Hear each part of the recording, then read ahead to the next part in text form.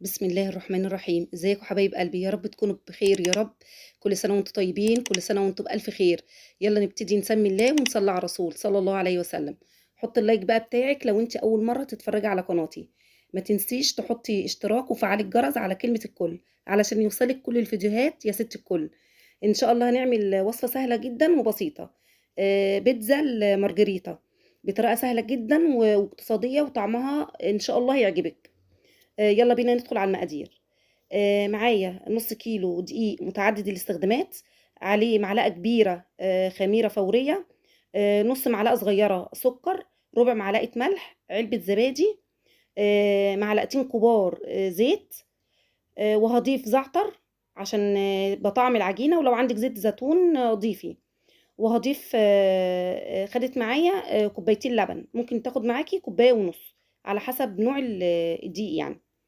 طبعا هعجن كويس جدا جدا لمدة ما تقلش بردك عن 10 دقايق. والعجينة هنا أنا عايزاها بتلزق سنة، علشان خاطر تطلع معاكي هشة كده وطرية وطعمها حلو قوي. لو في عندك لبن بودرة ضيفي بتطعمها أكتر. بس كده. في لبن رايب بتبقى أحسن وأحسن. ما عندكيش الكلام ده كله، خلاص اعجنيها بمية. كل حاجة إن شاء الله تطلع من إيديكي تحفة وحلوة بإذن الله. هنا عجنت العجينة كويس جدا جدا، هسيبها ترتاح تخمر يعني لحد ما احضر الصلصة. الصلصة هنا سهلة جدا وبسيطة. عبارة عن ايه؟ نص كيلو قطة، بصلية كبيرة، 4 5 فصوص توم، هسيبهم مع ربع كوباية مية. هسيبهم يتسلقوا كويس جدا جدا. هضربهم بالخلاط او بالهاند بلندر. بس كده سهلة جدا. وهجيب حلة هضيف فيها معلقتين زيت، وهضيف عليهم معلقتين كبار صلصة، ونص معلقة صغيرة سكر.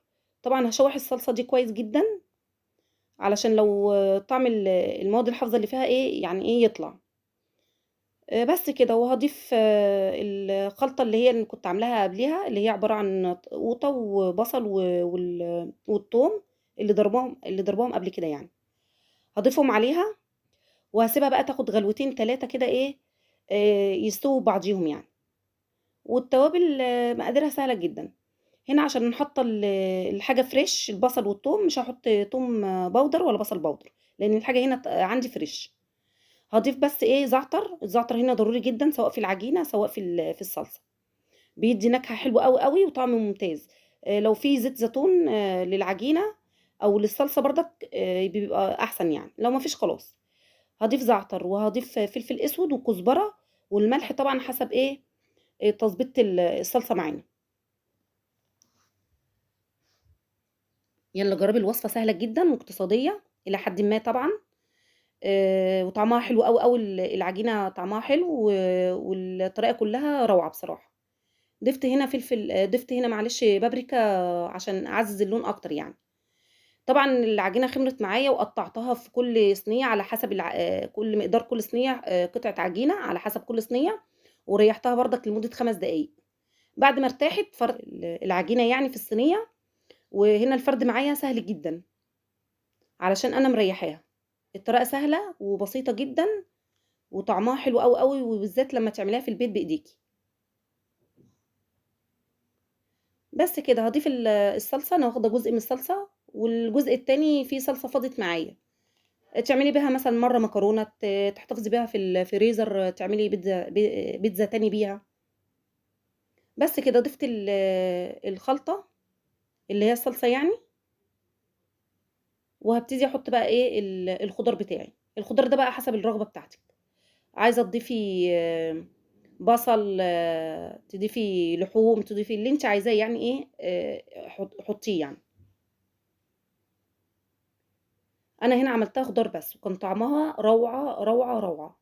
العجينة تحفة، خدماها والخضار وكل حاجة كانت مظبوطة. وجربوا الصلصة دي، حرفيا تحفة.